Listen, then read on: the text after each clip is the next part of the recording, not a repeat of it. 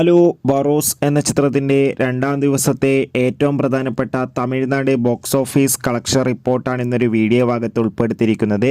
വീഡിയോയിലേക്ക് മുൻപേ video like ചെയ്യുക, ചാനൽ സബ്സ്ക്രൈബ് ചെയ്യുക. ഡിസംബർ മാസത്തിൽ ഇനിയും ധാരാളം ചിത്രങ്ങൾ OTT റിലീസ് ചെയ്യുന്നുണ്ട്. ചാനൽ ഭാഗം പരിശോധിച്ചാൽ നിങ്ങൾക്ക് കാണാൻ വേണ്ടി സാധിക്കും.